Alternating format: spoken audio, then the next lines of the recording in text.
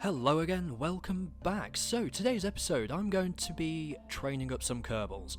So these are Kerbals that I have acquired by either rescuing them from orbit or I've bought them from the astronaut centre, which I have on the last two, as you'll see.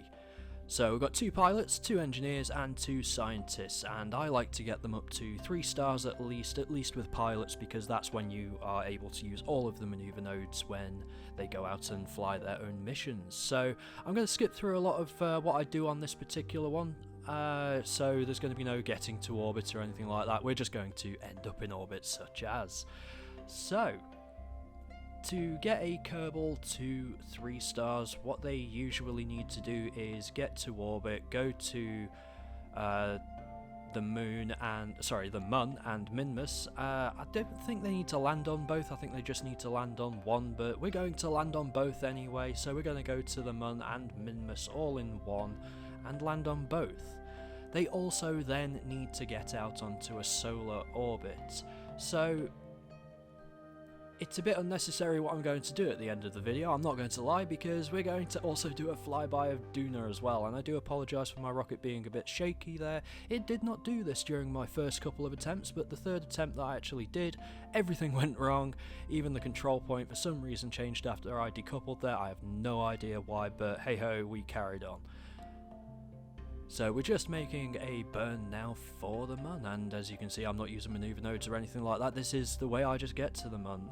It's there, I can see it, I know the basic rule of how to get there. I have covered this in a previous video. If you would like to go watch it, I will put a link up above.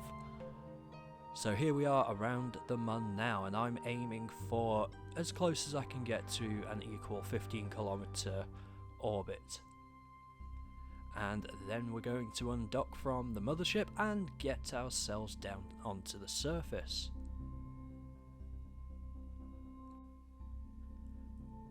I would like to take this first opportunity to just say please like and subscribe for future updates. I do have more content coming out. I'm aiming roughly once a week at the moment. If I can get it a little more frequently, I will.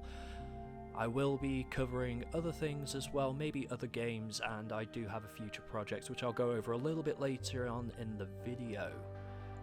So once again, yes, please hit like and subscribe, and hopefully I will see you in more future videos.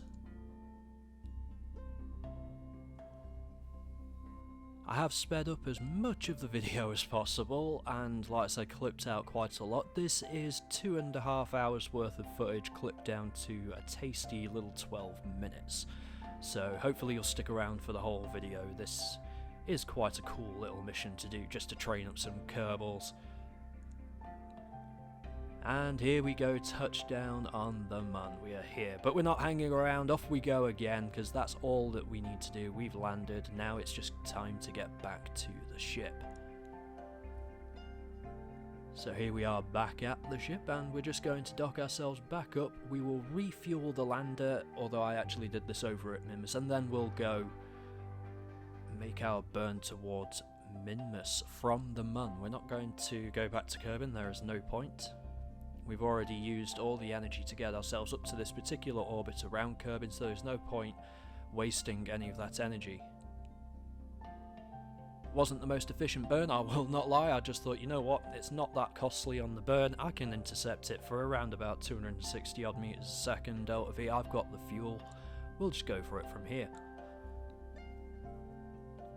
You can actually make it to Minmus from the Mun using, I think, something like 150, 175 meters a second if you go from the most optimal place, but this rocket had just a little bit extra fuel to do it anyway, why not?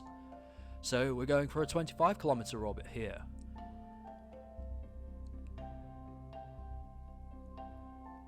And as you can probably tell, I'm very anal about getting things as close to precise as possible. So on this particular landing I decided to just change where I was going to land. Like I said, I wanted to land somewhere that was nice and flat. You don't have to if you're confident landing on hills. I am, I just wanted to show that it can be easy just to manoeuvre yourself around in orbit really. You've only got to point normal or anti-normal depending if you want to turn left or right. If you know one of the flats is just there, it's a very simple thing to do on Minmus.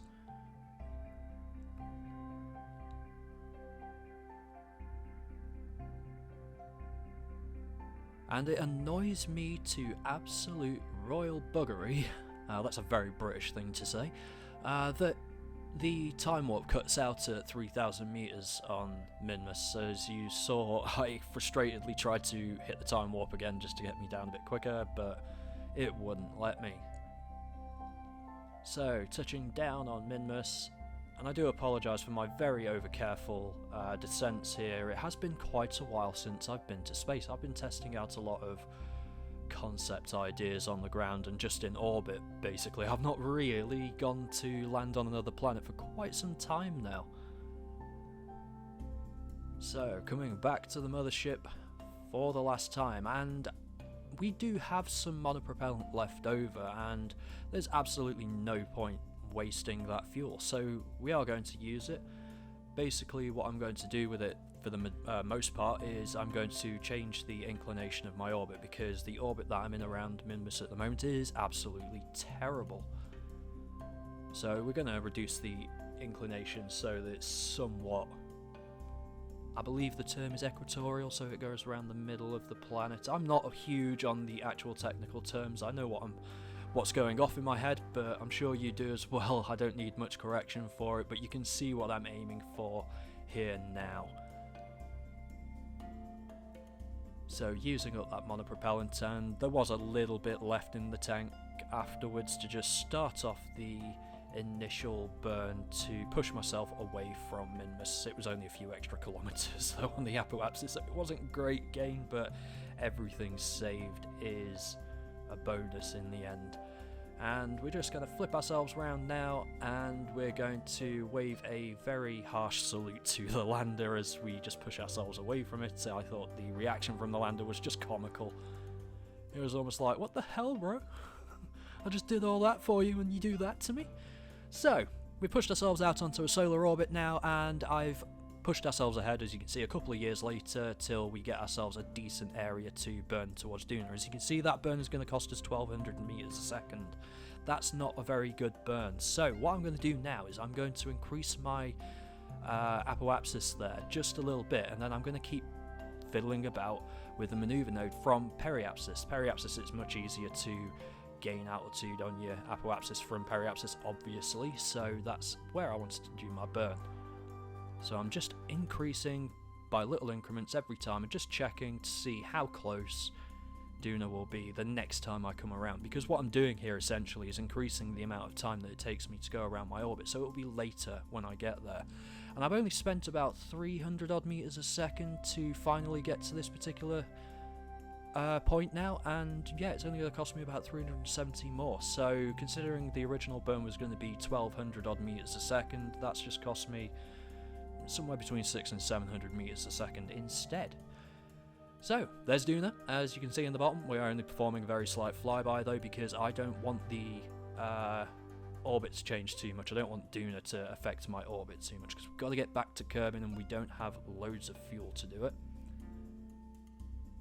So I've found what I consider to be the more optimal place that would get me back within a more acceptable amount of time at least anyway. Otherwise, you know, you could be going round and round and round the sun for years. I mean, this wasn't a short mission in the end anyway. It was still just a smidge over 6 years in the end, so at least the Kerbals had their snacks on board. So, yep, I've just really tweaked down the engine now, and we're just going to fine-tune our way back to Kerbin now, using as little fuel as possible. Don't want to overshoot anything.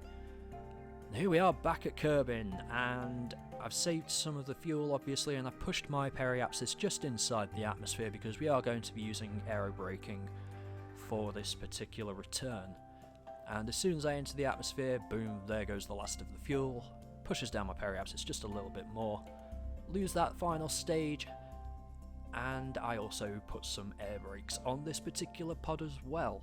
Now the reason why I had to come in quite high for this was because this particular pod is not a re-entry module, it's technically a lander, so it doesn't have as high heat tolerance as most other pods, so I had to bring it in quite high so it didn't inevitably burn up in the atmosphere. Those temperature gauges are just the air brakes, so that's not a problem. Later on when I come back round though, the pod will start to overheat a little bit, just giving you that indication that if you are going to re-enter with this, use a bigger heat shield. But I wanted to keep all the profiles of the rocket as they were. So we're just going to perform a few aero brakes through the atmosphere now as we loop around Kerbal a few times, and that will be the end of this mission. We will have a whole host of new astronauts to use on future missions that will be 3-star and therefore of more use. And more importantly, we've done it all in one mission. I won't say quick, I mean at the end of the day this still did take 6 years, 77 days. I mean, like I said, they've still got to get back yet, but what's a few hours more coming back through the atmosphere when you've been out on the road for 6 years? It's nothing really, is it?